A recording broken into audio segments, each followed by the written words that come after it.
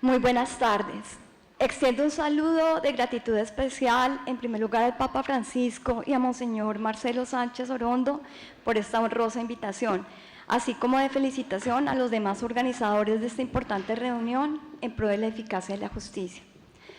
A manera de introducción, debo manifestar que si bien existe un acuerdo general orientado a señalar que las causas de los fenómenos de criminalidad organizada son exógenas al sistema penal, como económicas en el caso del tráfico ilícito de estupefacientes y conductas relacionadas, o sociales, económicas y culturales, como en el caso de la trata de personas y el tráfico de migrantes. También existe un consenso en señalar al sistema penal como instrumento de la represión y prevención de estas conductas. Como fruto de la experiencia de las mejores prácticas en mi país, Colombia, principalmente derivadas de la investigación contra organizaciones dedicadas al narcotráfico y delitos conexos como el lavado de activos, y de organizaciones armadas al margen de la ley en la investigación de crímenes contra la humanidad y la corrupción ligada a todos estos fenómenos, he de manifestar que para que el accionar del Estado en la lucha contra la delincuencia organizada sea eficaz en orden a la protección y reparación de la víctima y la neutralización y prevención de las actividades delictivas a través del derecho penal, deberá entonces requerirse dos condiciones principales. La primera de ellas, la voluntad del Estado en su persecución, la cual deberá ser absoluta e incondicional. Y segundo, la capacidad del sistema penal para ser instrumento de la administración de justicia de manera efectiva y eficaz. Me detendré en este segundo presupuesto y en particular orientaré esta exposición a la propuesta de una metodología global para la investigación y juzgamiento del crimen organizado, para lo cual abordaré tres temas principales. El primero de ellos, considero necesario la diferenciación de los contextos de violencia sistemática en la criminalidad organizada y el hecho global de los crímenes de lesa humanidad. En segundo lugar, los objetivos de las investigaciones en ambos contextos. Y en tercer lugar, la utilización de las técnicas especiales de investigación. En cuanto al primer asunto, he de precisar que la diferenciación del contexto de violencia sistemática en el crimen organizado y en el hecho global del crimen de lesa humanidad no es una cuestión menor. El Papa Francisco, en el acuerdo que en buena hora hemos adquirido todos nosotros el día de ayer, ha expuesto la necesidad del reconocimiento de la trata de personas como crimen de lesa humanidad. Esta afirmación, sin duda, se encuentra soportada en el umbral de gravedad suficiente para dejar de ser consideradas estas conductas únicamente respecto a la afectación de bienes jurídicos individuales, como la libertad sexual, la vida o la integridad física. Esta afirmación requiere un cambio de enfoque, orientada a la protección de intereses jurídicos universales, como la paz, la seguridad de los estados y el bienestar de la humanidad.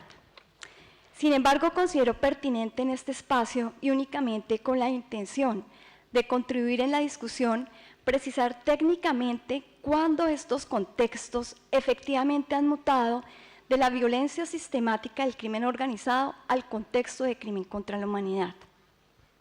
Tomando como referencia el párrafo primero del artículo 7º del Estatuto de Roma, el cual en varias de las legislaciones nacionales ya han sido adoptado a nivel interno, he de precisar algunos de sus elementos. El concepto del ataque contra una población civil contiene estos elementos, en primer lugar, respecto al ataque, más allá de la consideración de la descripción de sus elementos como una línea de conducta de acto similar y conforme a la jurisprudencia de la Corte Penal Internacional, quien ha precisado qué se entiende por ataque, entendiendo una campaña que tiene por objeto el ataque contra una población civil. Este elemento de la campaña hace alusión a dos presupuestos principales. El primero, un elemento organizacional, y el segundo, un elemento de planificación. En cuanto al primer elemento de organización, es claro respecto al desarrollo de la jurisprudencia de la Corte Penal Internacional, como en un principio se consideraba que no se podían cometer crímenes de lesa humanidad, sino únicamente en aquellas organizaciones que tenían relación con el Estado o con la política del Estado. Esto fue aclarado en un pronunciamiento de la Sala de Cuestiones Preliminares número 1, concretamente en el auto de autorización de investigación de la situación de Kenia del 31 de marzo de 2010, en donde la Corte Penal Internacional precisó que no es necesario que la organización tenga una vinculación directa con el Estado, sino que basta que la organización tenga una política de ataque contra una organización civil. Adicionalmente, en este mismo auto se precisaron cuáles eran los requisitos que debía cumplir esta organización, y dentro de ellos se enumeraron varios. Algunos de estos tienen relación con la creación de forma jerárquica o estructurada con división de poder dentro de la organización, que la organización tenga control sobre una parte o la totalidad del territorio, que la organización tenga la capacidad logística y financiera para poder realizar el ataque, y por último, que la organización tenga como objetivo el ataque contra esta población civil. Ahora bien,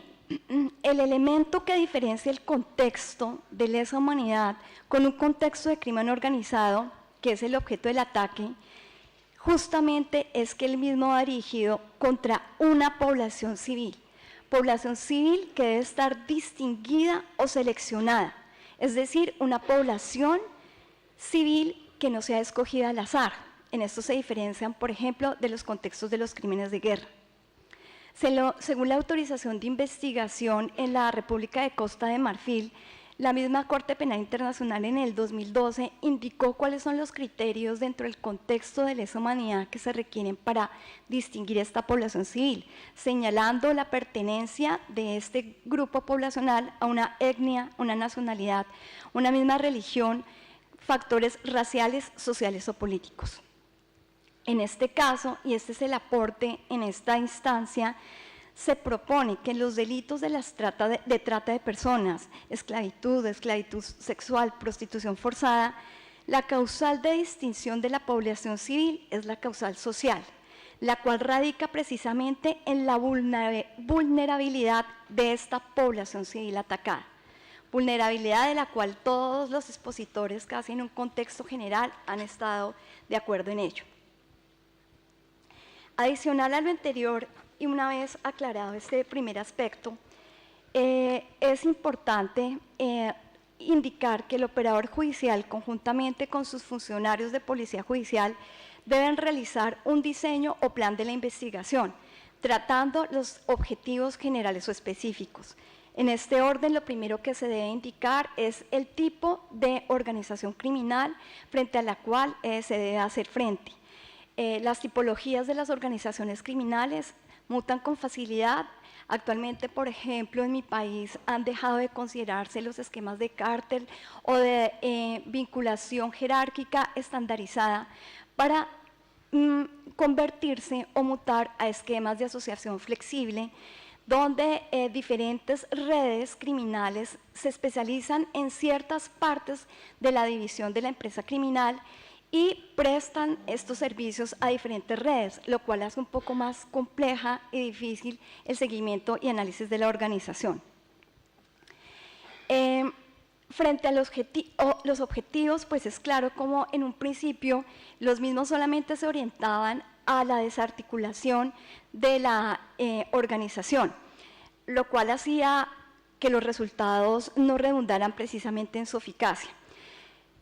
Hoy en día, estos objetivos deben ser ampliados no solamente a la desarticulación de la organización y a la búsqueda de la represión y neutralización de su capacidad financiera y patrimonial a través de las medidas que los estados han creado, como en mi país, por ejemplo, que tenemos una acción especial que se denomina la acción de extinción del derecho de dominio, o en otros que tienen la confiscación, sino que además también se debe extender a neutralizar la procuración logística en el futuro de estas organizaciones a través de la ruptura de los nexos de corrupción y detectar desde luego las oportunidades de prevención. En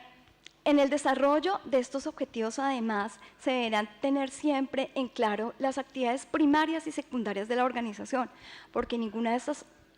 organizaciones se dedican exclusivamente y no pueden por su naturaleza a una sola modalidad delictiva.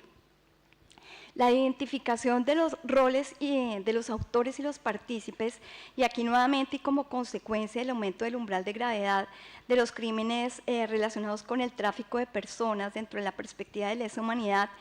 deberán en aras de evitar la impunidad ampliarse a nuevas formas, tanto de autoría como participación,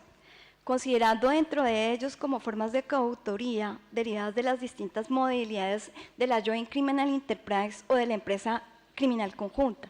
así como respecto a las modalidades de participación. Estas no pueden ser únicamente relacionadas con el encubrimiento, la complicidad o la instigación, también deben ser expuestas a todas las demás formas de contribución. Entre estas se sugiere la colaboración por otros medios, el suministro inclusive de las armas o los medios para la comisión y la contribución de algún otro modo a la intencionalidad del grupo criminal.